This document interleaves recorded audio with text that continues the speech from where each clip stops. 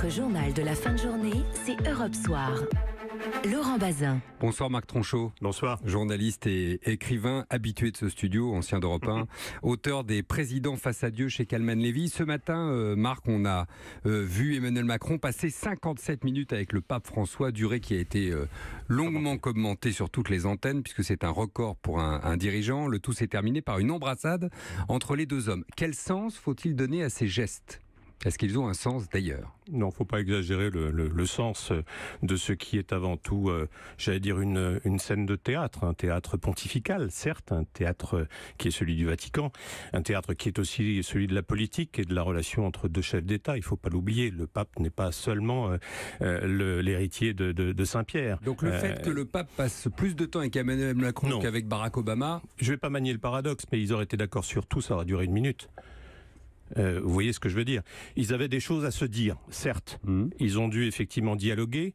Est-ce que le président a été amené à se justifier sur tel ou tel point ? Je ne pense pas, parce que c'est pas le genre des présidents de la République, de la Ve République, de se justifier devant le pape. Mais ils avaient effectivement des choses à se dire. Je pense que des désaccords ont été actés.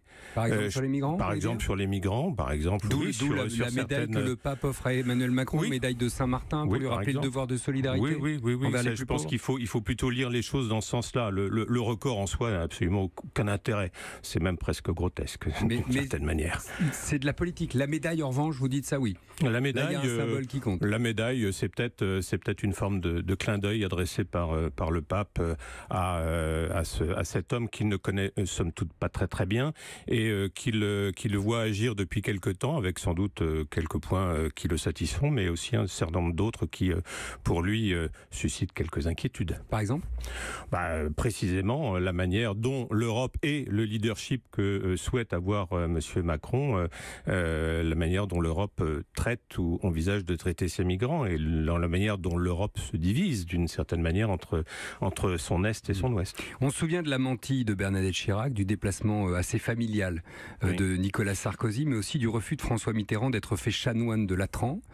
Ce qu'a accepté Emmanuel Macron aujourd'hui, où est-ce qu'Emmanuel Macron se place ? Refus d'y aller, parce qu'ils ont tous accepté. Je veux dire, parce que c'est quelque chose qui, j'allais dire, fait partie de l'uniforme de président de la République, au même titre que vice-roi d'Andorre, si vous voulez, vice-président ou vice-évêque d'Urgel, je crois.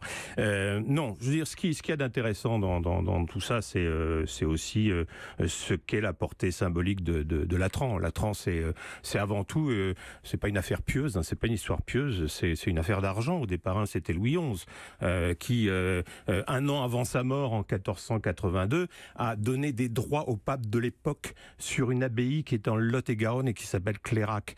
Et le pape de cette époque-là, c'était Sixte IV. Vous savez, celui qui a donné son nom à la chapelle Sixtine, parce que c'est lui qui a fait aménager cette chapelle par Michel-Ange. Et par ça, il a aussi validé tous les inquisiteurs d'Espagne, Torquemada en tête. Et puis, il y a eu les guerres de religion après.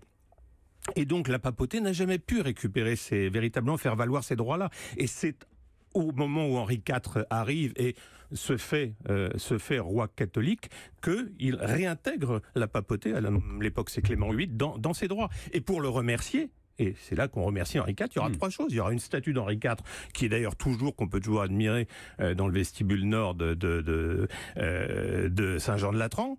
Vous aurez une messe qui est effectivement traditionnellement donnée chaque année pour la prospérité de la France. Et puis vous avez ce titre de chanoine honoraire. Voilà, c'est tout. Allez chercher la religion là-dedans. C'est pas exactement ça. La seule question qu'on peut se poser, c'est pourquoi un avantage qui était accordé à un roi l'est aussi à un président de la République. Ça, c'est la seule question qu'on peut se poser. Si je résume ce que vous venez de nous dire, aujourd'hui, c'était de la politique et rien d'autre. C'était de la politique, absolument pas de trace de foi dans cette affaire. Je pense qu'il s'agissait de montrer des choses, de montrer des images qui bougent, des apparences, peut-être quelques petits symboles, quelques petits clins d'œil ici ou là. J'ai vu aussi des gestes d'une certaine familiarité que certains présidents de la Ve République ne se seraient pas...